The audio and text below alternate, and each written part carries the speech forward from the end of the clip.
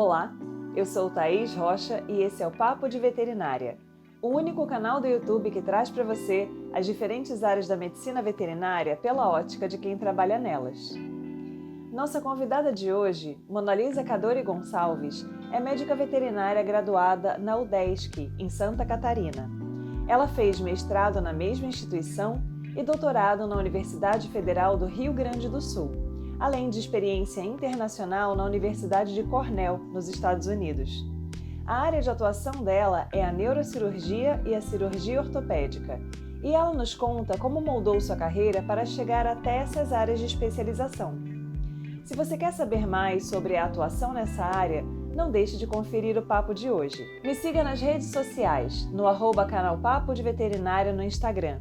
Lá eu sempre te notifico quando tem postagens novas no canal do YouTube, no nosso podcast Papo de Veterinária com Thaís Rocha, além de várias informações bacanas sobre a profissão. Acompanhe também o nosso podcast, que está disponível em diversas plataformas de streaming e tem episódios novos toda segunda-feira. Vamos juntos?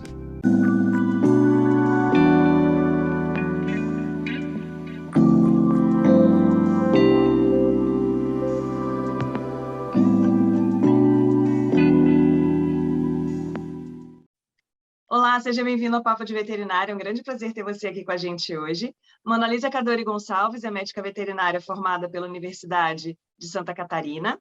Ela fez mestrado na mesma instituição e doutorado com enfoque em cirurgia na Universidade Federal do Rio Grande do Sul. Ela fez também doutorado de sanduíche na Universidade de Cornell, nos Estados Unidos, e atua em cirurgia geral, com enfoque em cirurgia ortopédica e neurológica. Então, seja muito bem-vinda. Obrigada, Thaís. Obrigada pela sua oportunidade. Muito obrigada. Monalisa, eu queria É um começar te prazer. perguntando... Obrigada, nós que agradecemos. Eu queria começar te perguntando como foi a sua opção pelo curso de medicina veterinária? Era aquele sonho de criança, né, que é o relato mais comum que a gente tem, assim, ou aconteceu algum evento específico que te fez escolher essa carreira? Então, Thaís, quando eu era pequena, realmente eu gostava muito de animal. Assim, tipo, se eu via a minha mãe dizia, né? Se eu via um ratinho que estivesse, sei lá, morrendo ali por uma ratoeira, eu estava chorando, querendo fazer alguma coisa para salvar o rato. Era nesse sentido, assim. Que a gente morava no interior, né? No meio do mato, isso era comum. Eu realmente sempre gostei muito de animais, né? Meus amiguinhos sempre foi o cachorro, sempre foi o jeguezinho, que meu pai chamava de jegue pônei, então sempre foi.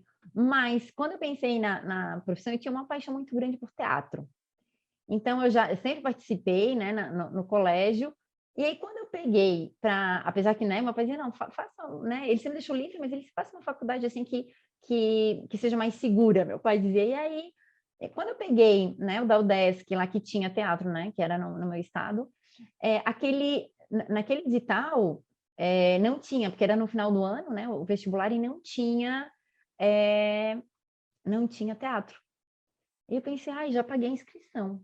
Aí eu vi lá que tinha veterinário, e pensei, gente, eu sempre gostei de animal. Aí eu fiz o vestibular e me apaixonei. Aí já, logo no segundo ciclo, no segundo semestre, estagiando no hospital, eu já percebi que eu tinha encontrado, né, a área assim que me brilhava os olhos. E aí eu estava segura que realmente, né, foi aquilo ali. Mas foi mais um estalo assim, eu acho que meio que do destino na época do vestibular. Então, você conseguiu encontrar uma área que você gostasse, que você quisesse, de fato, atuar logo no início do curso? Porque, às vezes, a gente tem alunos Foi. que ficam bem perdidos, assim, entram com a expectativa de uma área e aí começam a vivenciar aquilo, veem que não é bem, né, o que eles tinham pensado, e aí eles vão começar a experimentar outras, às vezes só no final do curso a pessoa, nossa, nem sabia que tinha essa possibilidade aqui, e agora que eu apaixonei, sei lá, por alimentos, né, como é que eu faço para me inserir no mercado? Então, para você, foi logo no comecinho do curso que isso aconteceu?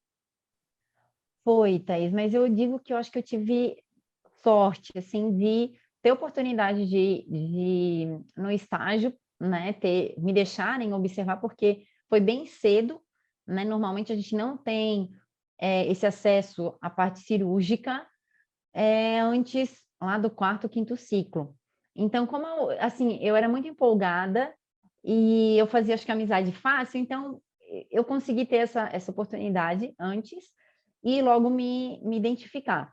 No entanto, eu acho que uma coisa que tu comentou aí, que eu acho que é bem importante, que eu percebo, muitas vezes a gente na graduação, a gente conversa pouco sobre a profissão, e tanto com os profissionais, né, e às vezes até com os professores, e a gente cria algumas, eu não diria ilusões, né, mas às vezes até a parte de informação mesmo, né, sobre uma determinada área, ou sobre o trajeto, né, para percorrer naquela área, ele acaba sendo, na nossa cabeça, a gente cria, né, uma ideia, e às vezes ela não é muito específica para aquela área. Então, eu percebi que por mais que eu tinha, né, essa noção de que eu gostei dessa área no início, eu não tinha a noção real do que ela exigia, né, de como, e claro que da época que eu me formei, né, que eu me formei em 2006, até agora mudou bastante, mudou para melhor, né, a área de cirurgia, assim,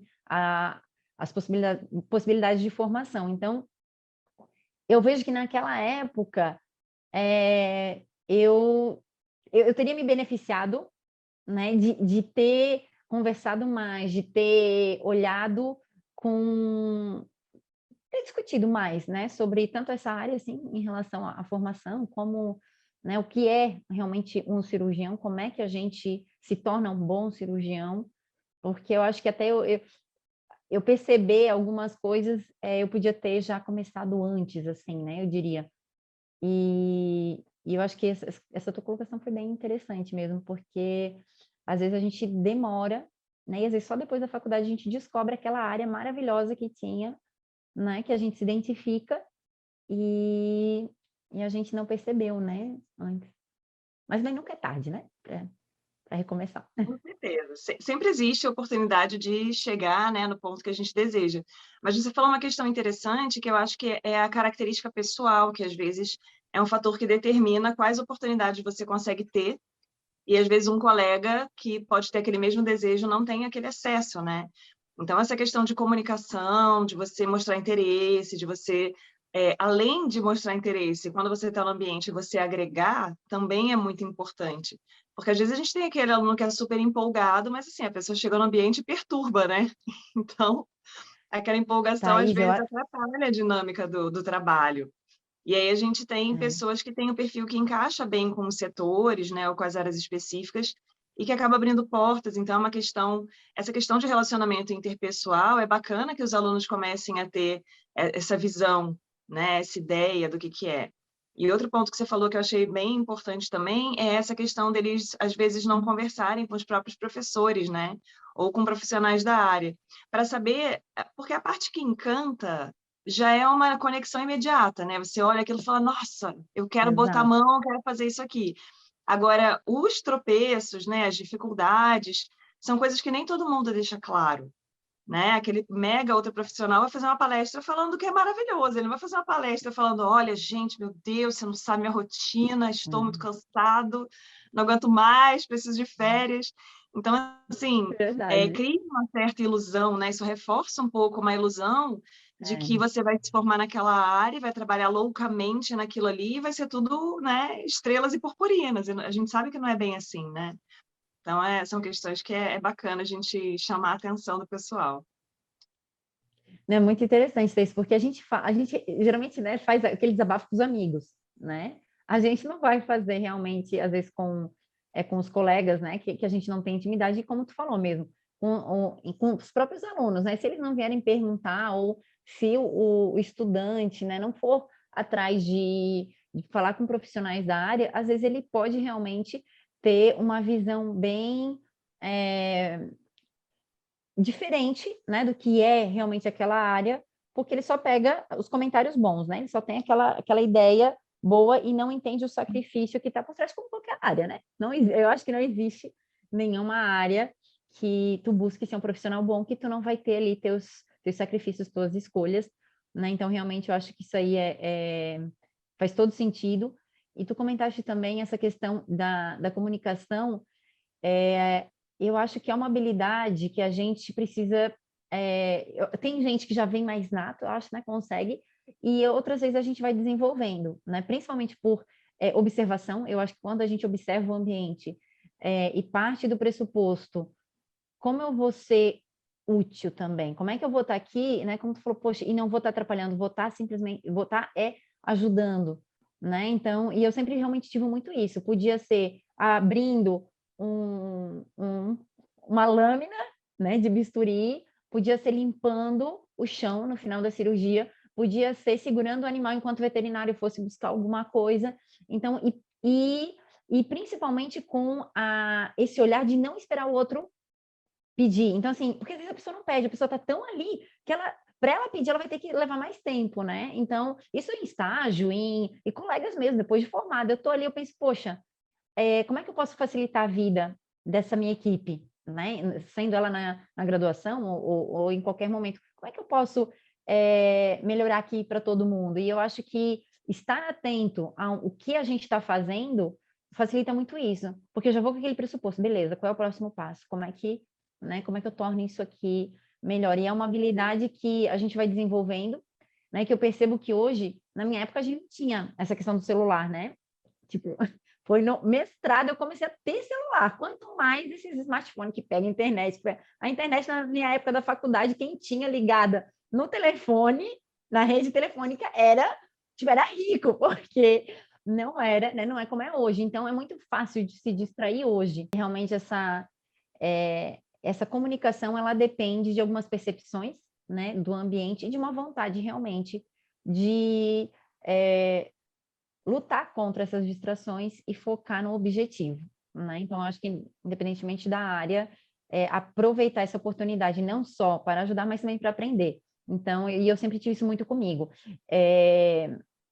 Eu sempre pensava, hoje, o que eu aprendi? Hoje eu vou aprender alguma coisa de novo. Então, se eu já estava vendo coisas repetidas, eu pensava, não, mas eu quero aprender alguma coisa de novo.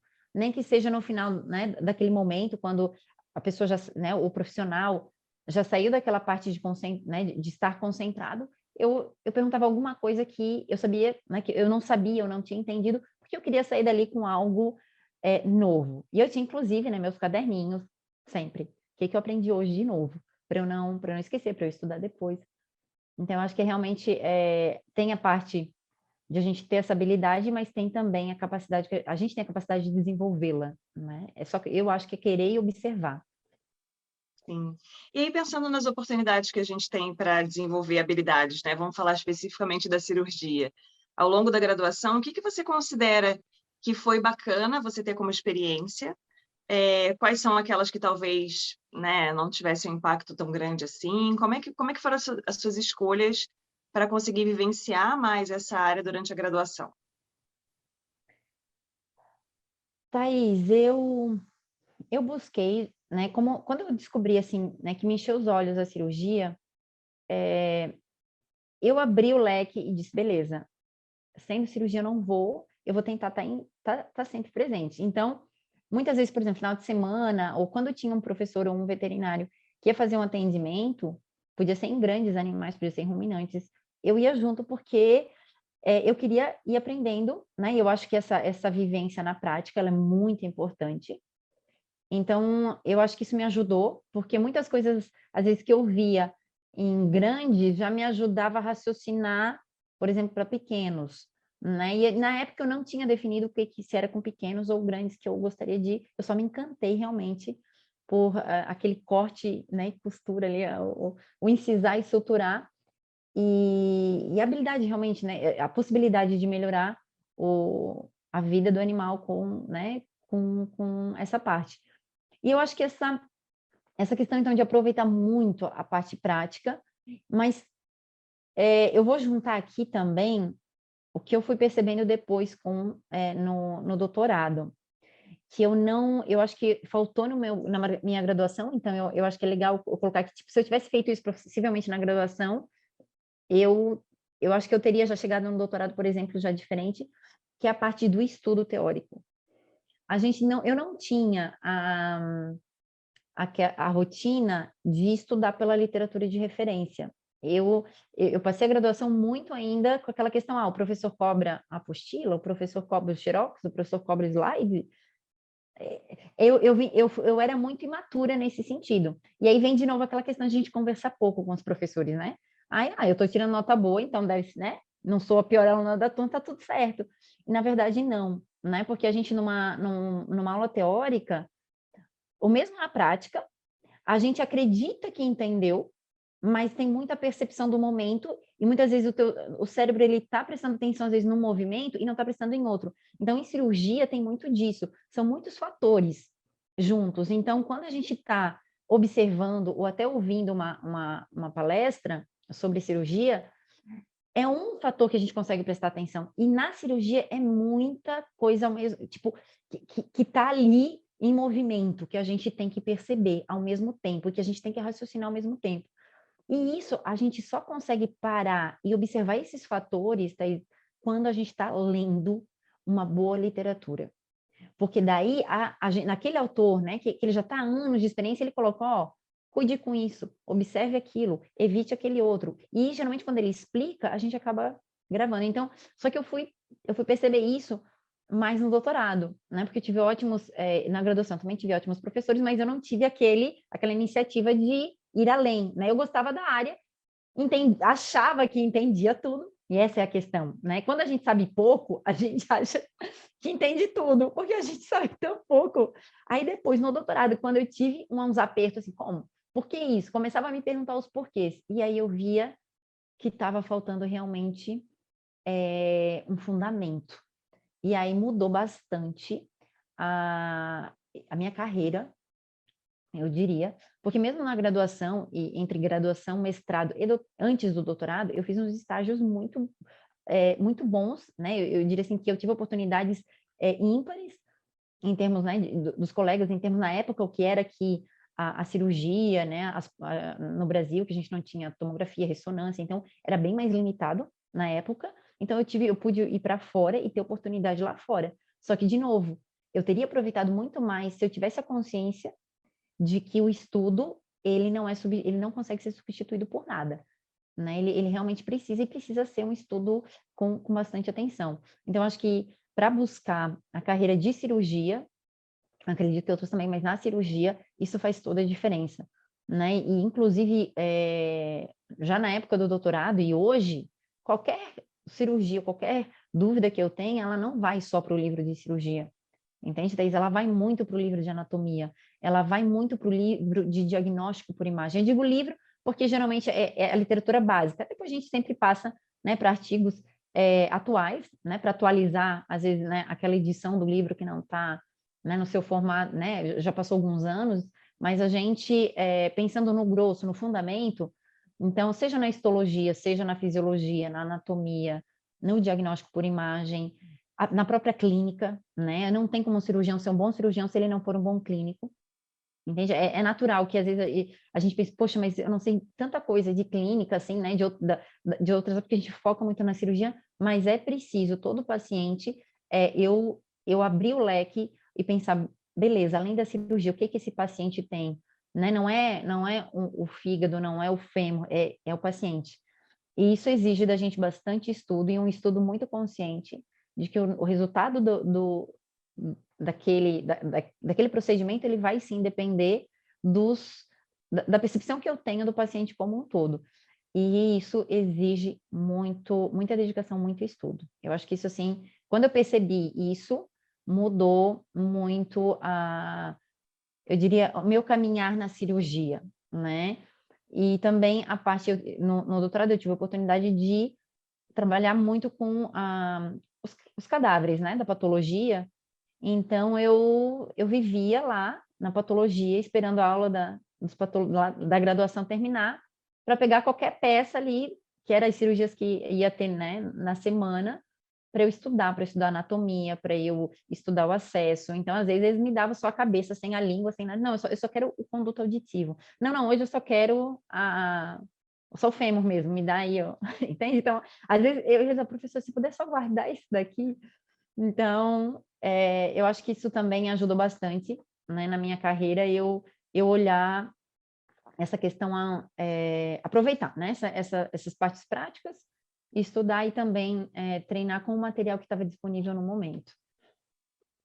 Eu acho que é bem bacana porque, assim, o aluno, às vezes, ele tem tanta sede, né, de ir ao pote ali, e principalmente a cirurgia, que é uma cadeira, né, que é muito prática, né, de botar a mão, e aí rola uma certa frustração, porque a maioria dos alunos consegue assistir, mas não consegue botar a mão para fazer, e às vezes eles não têm essa percepção de toda a base que é necessária, tá bem sólida, para poder se desenvolver e ter a habilidade de ser um bom cirurgião.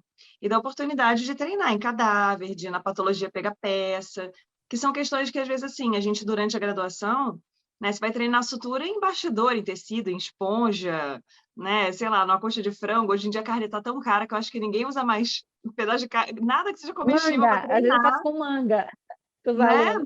Manga tá um pouco mais barata, assim. Mas é bem importante, né? Porque é interessante isso. Quanto mais a gente estuda e mais a gente caminha, mais a gente percebe o quão pouco a gente sabe. E aí você fala, gente, É, eu foquei muito por exemplo, no meu caso, né? Foquei muito na clínica de grandes, mas, poxa, tem a nutrição, tem a cirurgia, tem a reprodução, e aí você vai vendo toda aquela gama, né? A etologia. Aí você fala, gente, é muita coisa, né? E às vezes a gente, como professor, ainda tem uma certa vantagem de poder focar mais especificamente numa cadeira, e chega um momento da carreira que a gente tem mais liberdade. Hoje em dia eu me sinto à vontade para fazer isso com os alunos. É muito comum eles virem me perguntar coisas de reprodução. Eu falo, gente, eu não trabalho com reprodução, eu não tenho vivência com reprodução, eu não sou a melhor pessoa para você perguntar sobre isso. Então, assim, tem o professor da cadeira na instituição, vai e conversa com ele, porque eu não tenho essa é uma vivência. E vantagem. para eu ficar dando pitaco numa coisa que eu não trabalho, né? Acaba, de repente, eu falo uma besteira lá, ó, que vergonha, né? E acaba, às vezes, o aluno absorvendo aquela coisa, não, a professora falou, então ela É sabe, né? verdade. Então, é complicado É, isso aí. E, principalmente no começo de carreira, é mais difícil a gente ter. Não é uma questão de falta de humildade, eu acho que é muito uma insegurança de admitir as coisas que a gente não sabe para os outros. Para mim, eu admiti o tempo inteiro, gente, eu não sei isso, meu Deus, eu tenho que estudar mais, eu tenho que ver mais, eu tenho que correr mais atrás. Mas para você virar para um aluno, né, que te faz uma pergunta e falar assim, eu não sei, não tenho a menor ideia, não sei nem o que você está falando, é complicado, né? não, Então, hoje eu consigo dizer que eu não sei. Na época, como eu te falei, eu acho que eu sabia tão pouco que eu não percebia, entende? Que eu não sabia nem o básico, né? Como tu falou assim, nossa, às vezes vai com sede ao pote, mas foca no básico. Tenha certeza que você sabe o básico, que eu sei achando que eu sabia. E eu fui descobrir que nem os fundamentos eu sabia. Eu tinha facilidade, porque era nato, eu gostava daquilo ali. Então, para mim, era muito fácil entender, né, o que eu estava vendo. Mas, justamente, eu tinha um falso entendimento. Né? Eu achava que eu estava entendendo, mas não era, eu não tinha nem 10% do entendimento que eu deveria ter. Entende? Então, eu acho que na graduação é muito importante ter essa como tu falou, não é nem humildade, né? Mas perceber que, não, eu tenho essa ciência que eu estou entendendo, porque é isso que eu estou vendo aqui. Mas eu tenho que estudar porque eu sei que, tipo, né, eu vou precisar ir além do que eu estou vendo. sim, com certeza. E aí, pensando no direcionamento para a cirurgia ortopédica e para a parte de neuro, em que momento isso surgiu? Você focou primeiro numa formação mais ampla, né, na cirurgia? Porque a gente sabe que dentro de cada área tem as preferências, né? Então, quando eu conversei com a Camila, que trabalha com oftalmo, ela dizia, eu só gostava de tecido mole, eu não gostava de cirurgia ortopédica de jeito nenhum. Já a Betânia gostava, você também trabalha nessa área. Então, assim, você já começou a direcionar mais precocemente ou você foi abraçando a cirurgia como um todo para depois ir chegando nessas áreas mais específicas? Thaís, eu abracei. Abracei as espécies, abracei as áreas. Eu fui definir realmente a área bem mais no final do doutorado, apesar de que eu lembro, por exemplo, da primeira cirurgia que eu assisti neurológica, que foi entre o mestrado e o doutorado, eu fui fazer um estágio por conta na Universidade de Washington, e lá foi a primeira cirurgia neurológica que eu assisti. E assim, aquilo eu achei maravilhoso. Para tu ter uma ideia, eu nem sabia dos instrumentais que existiam, eu não tinha ideia do que eu estava vendo. entende? Eu nem conseguia linkar que na graduação o professor falava lá da hemilaminectomia e de repente eu estava, sabe? Depois que eu fui juntar uma coisa com a outra, assim, foi... porque realmente naquela época, onde eu estudava, era muito mais limitado, né, essa parte. O foco da universidade era outro, né, era mais animais de produção. Então, a gente tinha muitas áreas muito bem desenvolvidas, né? Tinha áreas desenvolvidas em pequenos também, muito boa, né? Mas eu não tive essa oportunidade, vamos dizer, né? Com a parte de neurologia. E ortopedia foi bem pequena também. Então, lá eu lembro que eu me encantei. Mas não foi a única área que eu me encantei, né? Então, assim, no doutorado, na URGS, a gente tinha profissionais muito bons de várias áreas. Então, eu consegui, assim, curtir, vamos dizer, e aprender muito, desde videocirurgia, oftalmologia, mas, é claro, aquela parte de treinamento da cirurgia complexa, eu acabei me dedicando mais na neurologia, né? A ortopedia também, mas ficou mais essa parte, né? Ortopedia e neurologia. Mas eu tive o gostinho de praticar, de aprender, né? De todas as áreas. E aí, quando eu fui para fazer o sanduíche, eu fiz a mesma coisa.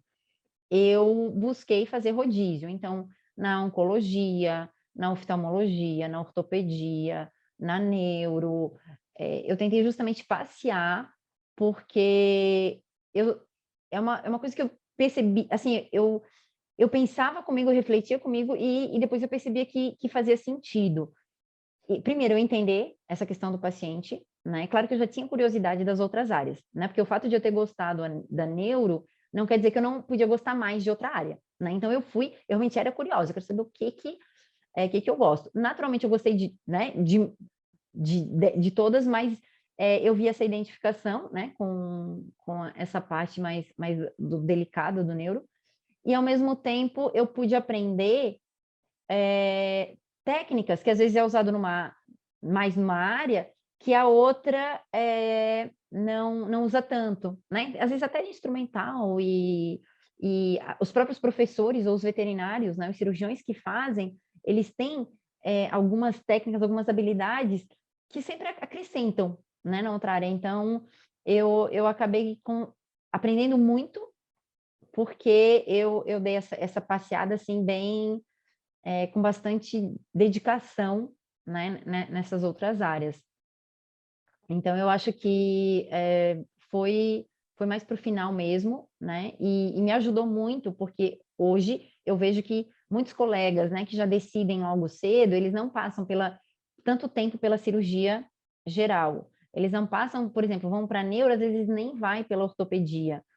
E hoje eu vejo que a neurologia, ela precisa da ortopedia, ela precisa da cirurgia geral, porque a gente sempre aprende a manusear tecidos, né, e a resolver problemas quando a gente tem mais ferramentas. E eu acho que esse conhecer, né, com realmente, né, aprendizado ajudou muito na minha área, né, nessa área mais voltada para orto, para neuro. E aí, pensando nessa questão de experiência internacional, né? A gente tem muitos alunos que têm curiosidade em como conseguir oportunidade, às vezes tem contato com o professor dentro da instituição, que quando vê esse desejo do aluno indica, né? Direciona para uma instituição ou outra, mas eu já vivenciei situações de pessoas que falaram, olha, eu quero ir para tal lugar, não tem ninguém que eu conheça que tenha contato lá, entrou na internet, jogou lá no Google, procurou, foi fuçando no site até achar, enviou e-mail, pediu uma oportunidade e foi.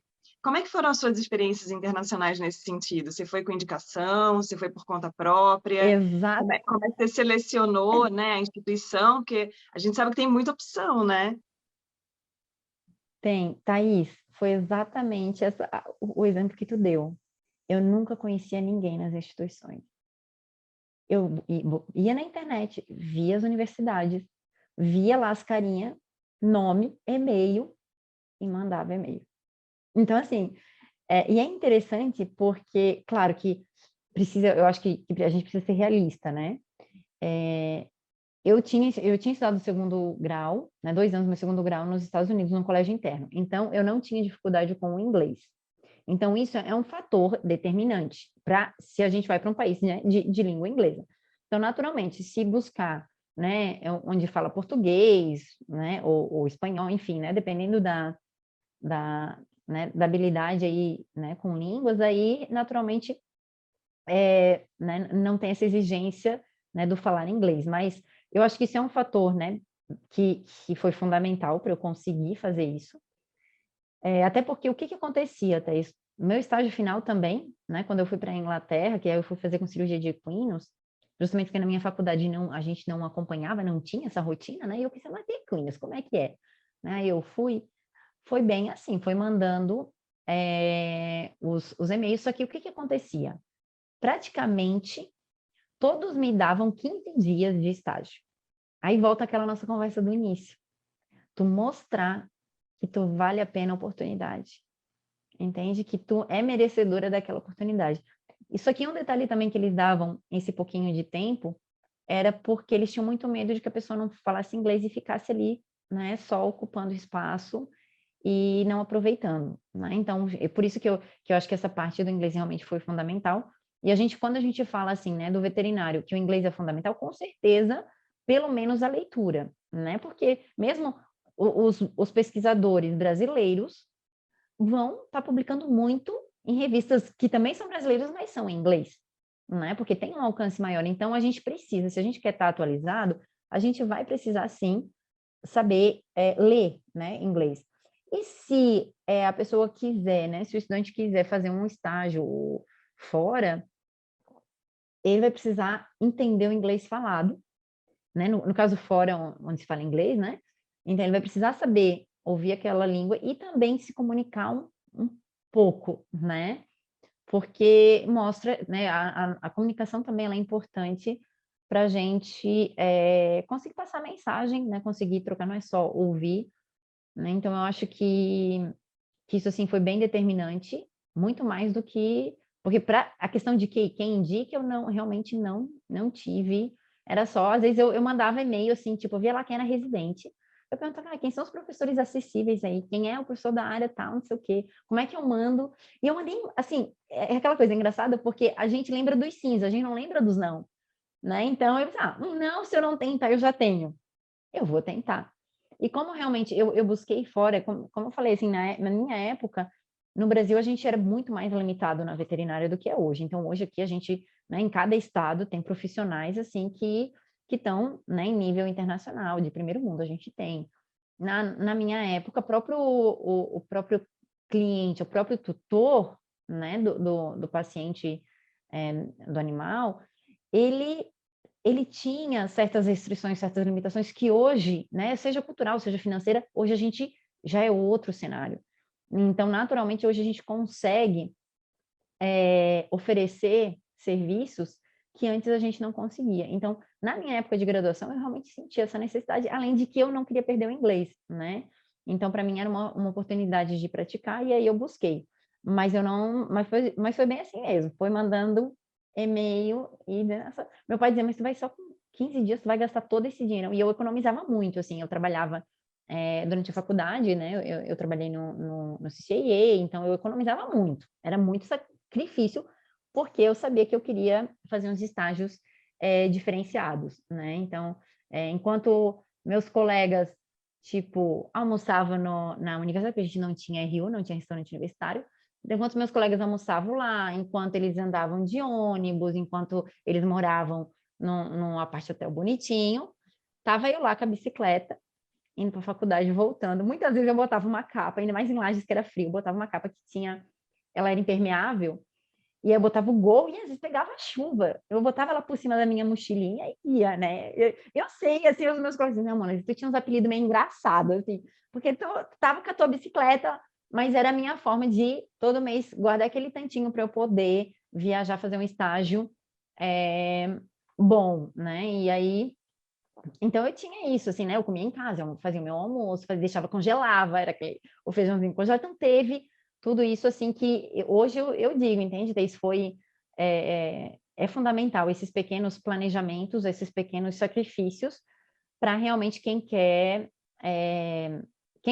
não quer botar obstáculos, né, para ir para algum lugar, não necessariamente precisa ser internacional, né? Pode ser, às vezes, estado que a gente tem, né? Que hoje a parte de cirurgia está muito avançada aqui no Brasil.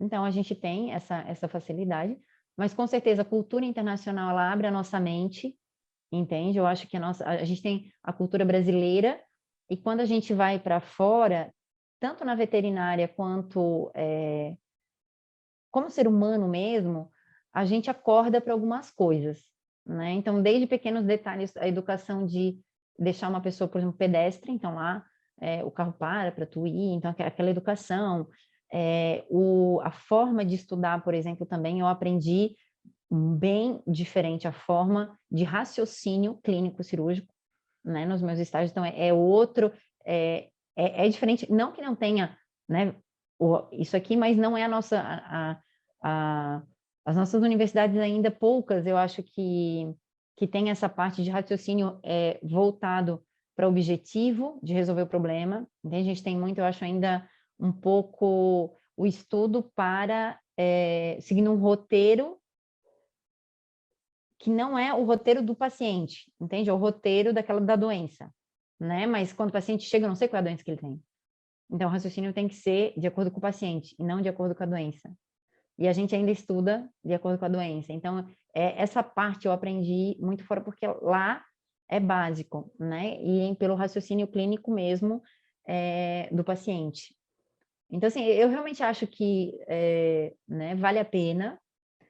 E como eu estava falando, às vezes a pessoa não tem limitação financeira, consegue não ter limitação de inglês ou né, a língua né, que quiser ir para o país que for, mas mesmo quem acha que isso é um impeditivo, eu diria que não, entende? Eu acho que só vai exigir mais sacrifício, vai exigir um planejamento maior, pode ser que exija um tempo maior, entende? De quem tem essa facilidade. Só que, por exemplo, na minha faculdade tinha muita gente que tinha essa facilidade também, né? De viajar, financeiro, muito melhor que eu.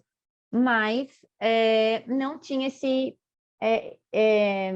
não, eu não digo nem visão, mas eu acho que não tinha esse desejo, né? Ou essa percepção. Porque eu acho que o fato de eu ter estudado no segundo grau lá, eu percebi essa diferença em algumas coisas culturais. Então, eu pensei, cara, como ajuda essa interação? E eu sei que se eu fosse para qualquer outro país, ia ser igual, eu ia aprender coisas, porque são culturas diferentes, a gente aprende, a gente muda de estado, né? Eu tive a oportunidade de trabalhar e estudar em diferentes estados do Brasil, e a gente vê quão é enriquecedor essa, essa, esse compartilhamento de conhecimentos, de forma de pensar, de forma de estudar, né? Então, eu acho que eu encorajo muito, muito, né? E acho que quem quer consegue. Eu tive amigos na faculdade, por exemplo, que foram autodidata na língua, entende? Outros e hoje que tem cursos aí gratuito na internet.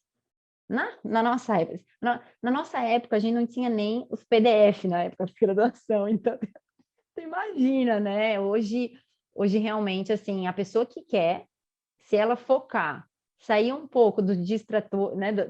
Daquela distração, muitas vezes, que a gente tem das redes sociais, que isso também era uma vantagem. A gente não tinha, na época tinha um Orkut, né? Eu acho que quem for ouvir isso não vai nem saber o que é. E às vezes eu já ficava indignada, porque eu passava meia hora do dia no Orkut. Meu Deus, eu tinha perdido o dia, parecia assim, né? O dia que...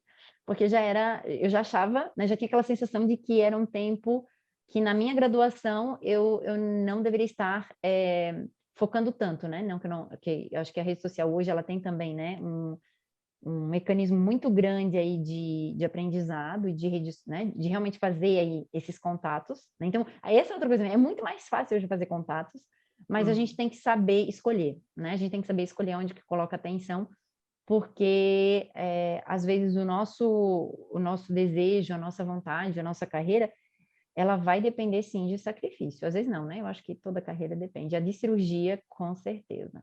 E aí, Mona Lisa, pensando na questão, né, da continuidade da sua carreira, você direcionou para a área acadêmica, né? Fez mestrado, fez doutorado, como você estava comentando. Quais eram as suas perspectivas, assim? Qual era a ideia que você tinha com relação à atuação profissional nessa época? Quando eu estava já na faculdade, que eu percebi, né, que era uma área que me encantou, a cirurgia, Thaís, eu já sabia que né, eu ia precisar me especializar depois da graduação, né? Eu não tinha a ilusão de que eu ia sair da graduação fazendo cirurgia, isso nunca passou. Pelo menos essa ilusão eu não tive. Mas como eu também gostava muito da parte academia, né? A minha mãe foi professora, meu pai, parte da vida dele também foi. Eu já desde novinha, com 12 anos, eu já dava aula particular, gratuita para os coleguinhas, porque eu gostava. Eu gostava daquele olhar assim, brilhando, ai, entendi, né? Aquela alegria, era um prazer, era uma satisfação, né? De a gente achar, nossa, fiz alguma coisa por alguém, né? Aquela sensação, né? Da satisfação quando alguém entende, né? Quando a mente se abre para alguma coisa nova. Então eu pensava, não, beleza, não tem como fugir do mestrado e do doutorado. Só que como eu queria, a parte de cirurgia estava muito clara para mim, eu busquei programas que deixassem a gente ficar na rotina, né? E que tinha essa maleabilidade. Então, eu busquei no Brasil, né? Universidades. Como eu tinha estagiado mais fora, praticamente não tinha estagiado no Brasil, então isso foi não um problema, mas me deixou um pouco assim, sem o conhecimento, né? Das universidades que na época tinham, né? Mestrado e doutorado, mas ao mesmo tempo eu fui atrás, né, dos conceitos e ligava para os residentes, para os mestrandos, doutorando, e perguntava, você põe a mão na massa, né? Como que é aí? Como é que é o mestrando? Como é que é o doutorando? E era bem assim, eu ligava para gente que eu não conhecia. Às vezes era para a secretária do hospital, Thaís, que eu ligava e perguntava, quem que faz as cirurgias aí? Outra coisa que eu também busquei, há um professor orientando, né? Ou o aluno fica a ver navios, né? E às vezes a gente chega na instituição e tem muita diferença, inclusive, entre professores também, né? Hoje a gente tem bastante técnicos também, que uns gostam de ensinar, né? E uns têm uma capacitação, aqueles veterinários, né? E cirurgiões, que eles e têm o prazer de ensinar, têm a vocação de ensinar. Então, isso eu acho que facilita muito, me facilitou muito quando eu busquei, né, a URGS, assim. Eu não posso dizer, teve outras que ficaram ali na lista, né, para onde eu iria, que também eram, né, no mesmo parâmetro, assim, mas na época, como eu pude ser aluna, a gente uma aluna especial, né, que faz cadeiras sem estar no programa, isso me ajudou também, porque eu pude conhecer o pessoal, eu pude conhecer a universidade. Como eu não tinha estagiado lá antes, né, eu aproveitei justamente para me fazer ser conhecida, que isso também é importante, às vezes no estágio, tu se torna conhecido, né, e o conhecido é assim, tu deixa uma marca boa, né, e eu não tive essa oportunidade porque eu fui buscar fora do Brasil. Então, quando eu vim, né, e fazer porque fora do Brasil tu não tem doutorado assim, específico da área de cirurgia, tu tem mais a residência, né? Então, aqui, tu até pode fazer, né, teu mestrado, teu doutorado, muitas vezes com a residência, eles fazem o mestrado lá, o master deles, mas é diferente, né? Diferente do nosso contexto aqui, se eu quiser ser professora aqui no Brasil, ou é o mestrado, no mínimo, né, para particular, e o doutorado, principalmente, né, para as públicas, aí é uma exigência que já na minha época já era bem conhecida, né, dessa necessidade. Então, aí eu fui buscar aqui, fiz, né, como aluna especial, e aí eu identifiquei, né, essa equipe que eu poderia realmente ter suporte, né, e até colocando isso, Thaís, é uma coisa que eu acho que eu peguei isso da minha família, do meu pai, e me ajudou muito, e hoje eu vejo que às vezes nem todo mundo percebe que é o fato de que a gente pode aprender com todo mundo. E o que eu digo todo mundo é o que tu estava falando ali, né? Um cirurgião faz de um jeito ou de outro. Quando a gente não conhece o suficiente, a gente pode achar que são técnicas antagônicas ou que são, né? Porque ele só sabe daquele jeito, ele sabe. E depois, com o tempo, a gente percebe que tem técnicas que são similares em resultado, né? E é natural, alguém busca alguma coisa para ser melhor ou para ser mais fácil, e no final, às vezes, é igual. E aí tu, né? Dependendo da escola que tu vem, tu pode usar uma ou a outra, ou as duas. Mas, principalmente, que eu falo também para os meus alunos, eu digo, quanto mais técnicas tu saber e entender quando que tu usa uma e quando que tu usa outra, porque tu pode ter a mesma cirurgia em pacientes diferentes, em complicações diferentes, tu vai preferir uma em detrimento da outra. Então, entender qual é a vantagem de cada uma, a desvantagem de cada uma, te dá ferramentas. Então, em vez de tu ter só uma ferramenta para fazer um serviço, tu vem com muito mais ferramentas, então isso ajuda. E eu, por exemplo, lá nos Estados Unidos era muito comum a gente receber treinamento da enfermeira. Por quê? Porque ela ia dar um treinamento de algo que a gente, poxa, não é a cirurgia, mas é importante para o cenário cirúrgico. Então, a gente aprende a realmente ter isso com todo mundo. E aqui no Brasil também. Então, assim, quando, por exemplo, tinha o aluno que ele tinha visto uma coisa na graduação que eu não vi na minha. Quando eu trocava ideia com ele, quando eu fazia uma pergunta para ele, eu já estava aprendendo. Ou melhor ainda, que é o que eu acho que eu gosto demais da academia, que é aquela que eu acho que é a cerejinha do bolo, quando o aluno te faz uma pergunta e a gente não tem a resposta, aquilo faz a gente ficar, não, eu vou ter que responder, ou eu vou ter que pelo menos ver se aquela pergunta faz sentido ou não, né? Porque a gente nem sabe se aquela pergunta faz sentido. Poxa, e se faz? Onde que está, né, essa resposta? Então, instiga a gente a pensar além das nossas dúvidas. E a gente, eu pelo menos, né, vejo que a gente aprende muito, e na cirurgia com certeza, né? Porque como eu falei, às vezes a gente acha que é só o procedimento. Não. Ser cirurgião não é fazer o procedimento, né? Ser cirurgião é tomada de decisão, desde a parte clínica, diagnóstica, né? Escolha do que usar, da técnica, enfim, né? Então, eu acho que esse aprender com todo mundo, inclusive com aquele que está em outro caminhar, né? A curva de aprendizado dele está no início, ajuda a gente muito.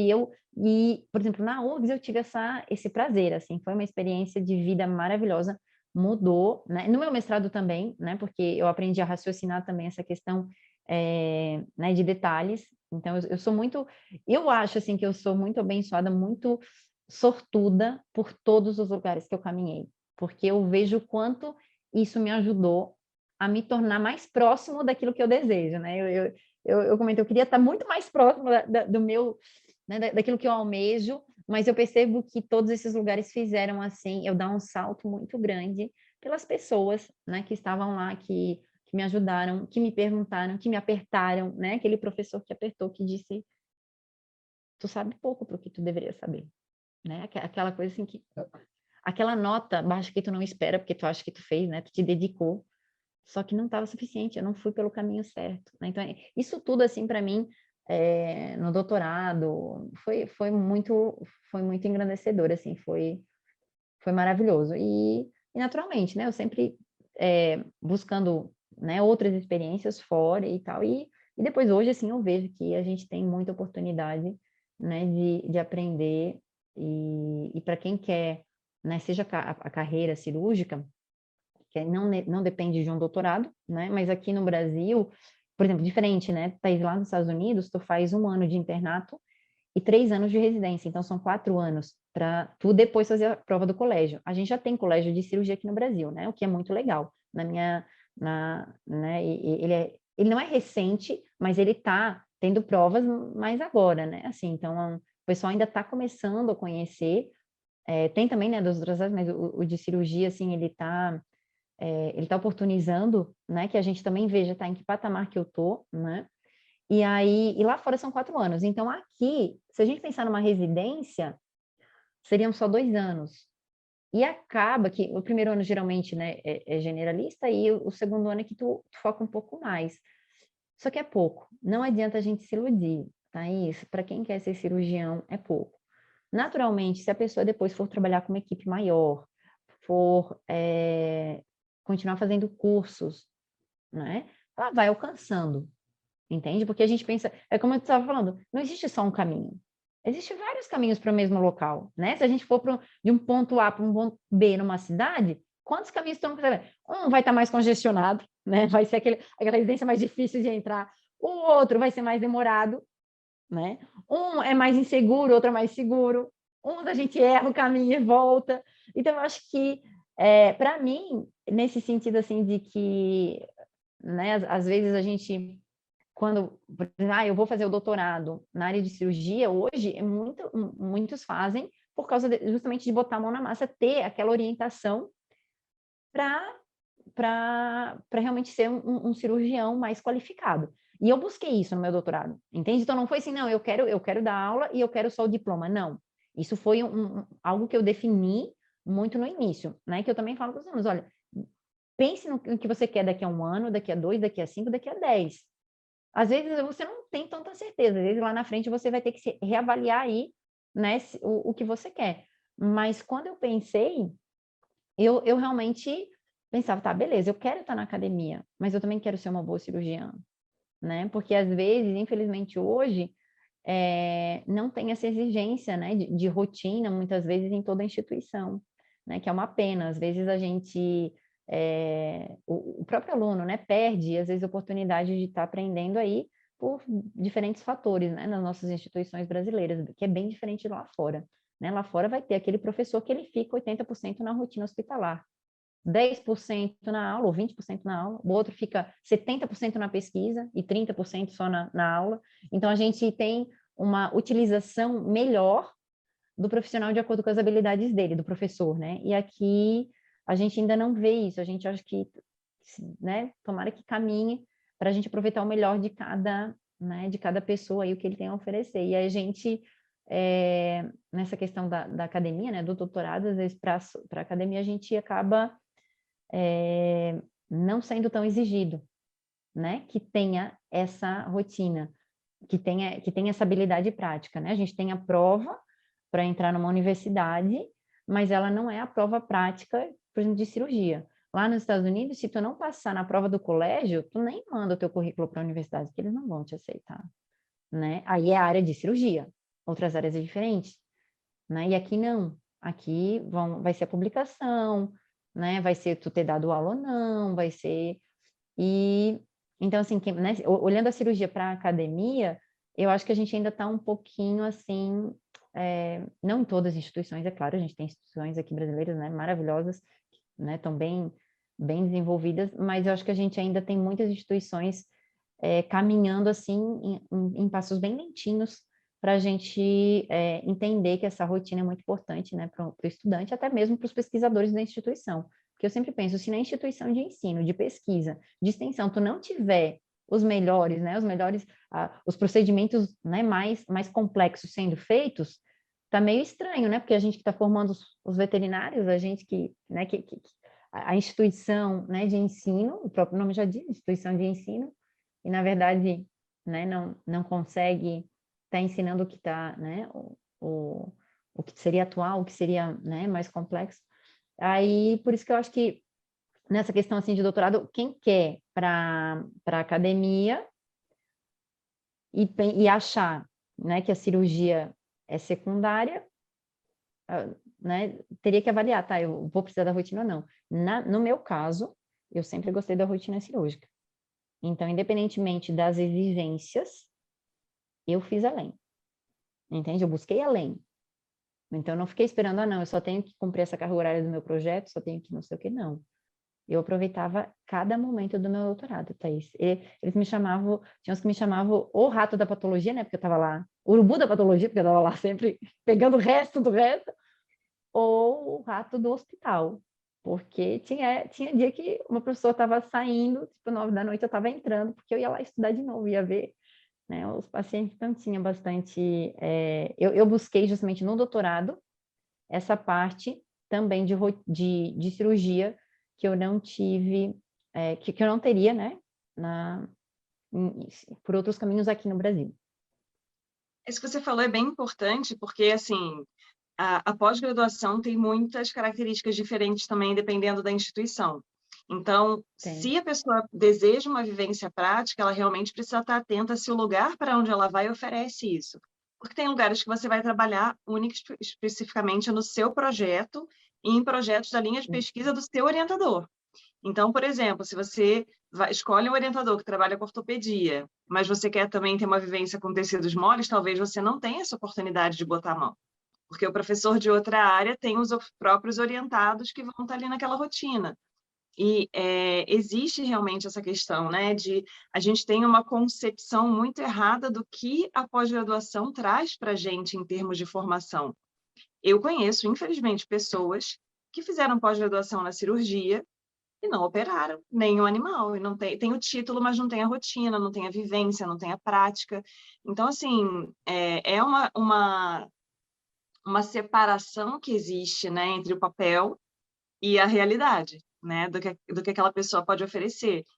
E dentro da academia, a gente sabe que essa característica que a gente tem, ela acaba podando muito o crescimento dos profissionais, né? De você ter que atender o tripé, ensino, pesquisa e extensão. Do tripé, a pesquisa é aquele que te dá mais notoriedade, aquele que te projeta mais para fora da instituição. E aí você que quer ficar na rotina, que muitos lugares consideram como um trabalho de extensão, isso acaba não te agregando em termos de carreira. E aí você acaba, às vezes, né, abrindo mão ali, porque dentro de uma progressão que você deseja, que todo mundo quer trabalhar, se dedicar, mas também quer chegar no momento de mais tranquilidade, né? Que a gente vai ter como dar o sangue a vida inteira. Então, assim, isso às vezes acaba mudando os planos que você tem para sua carreira, e isso às vezes é um pouco frustrante, né? Então, eu já conversei com profissionais, assim, que optaram por sair da academia, porque era aquela situação, olha, eu gosto, adoro ensinar e tudo, mas aqui nesse ambiente, com essa dinâmica, eu não estou tendo as ferramentas que eu preciso para chegar onde eu quero. Então, eu vou optar por outro caminho. E isso está se tornando cada vez mais comum na nossa profissão, né? Então, é uma pena porque a gente, entre aspas, né, foi o que você falou, perde grandes profissionais dentro do ensino, né, que vão orientar alunos que estão caindo no mercado, e o certo seria isso, que dentro da universidade o aluno visse aquela situação mais top, né, mais perfeita, mais elaborada, mais complexa, que é o que eu conversei com o Harrison, né, que trabalha no Canadá. Ele falou, não, as cirurgias básicas todas eu faço, tudo que é mais complexo a gente encaminha para a universidade, porque lá tem os grandes especialistas, autores de livros, que são os caras que conseguem fazer coisas mais elaboradas. E às vezes aqui a gente não tem isso, né? Às vezes é o contrário, da instituição de ensino se encaminha para uma clínica particular, para o hospital particular, porque o cara lá tem o equipamento que ele precisa para fazer a técnica, que às vezes dentro de uma instituição, eventualmente você não consegue comprar, tem que fazer licitação, vem material de qualidade ruim, não é o que você precisa para fazer um trabalho de excelência. Então, assim, é tanto fator, né? Não estamos querendo, né, murchar ninguém que tenha esse intuito, mas são muitos fatores que interferem. Às vezes, antes de entrar na carreira, na academia, a gente não tem essa percepção. E, Mona Lisa, o que você diria para a Mona Lisa que estava entrando na graduação, lá no comecinho, né? O que você diria para ela hoje, diante de tudo que você caminhou até aqui? Estude tudo que você vê na prática. E vá, né, procure participar de encontros, e o resto pode seguir o caminho que o resto deu certo. Eu acho que essas duas coisas eu caminharia mais cedo, eu faria mais cedo. Entende, Thaís? São esses dois pontos assim que eu acho que eu teria, quem sabe a minha curva de aprendizado seria um pouquinho mais rápida, né? Então eu teria caminhado mais rápido. Eu acho que isso, e o resto eu acho que eu consegui assim ter a lucidez de buscar, né? Eu acho que eu tive garra, assim, né? Eu fui abençoada, né? Em muitos aspectos, sempre tive apoio da minha família, né? Então eu vejo que eu me sacrifiquei em algumas coisas, né? Mas outras eu também não posso reclamar, que eu fui muito, muito sortuda. Muito bem, Mona Lisa, adorei esse papo com você.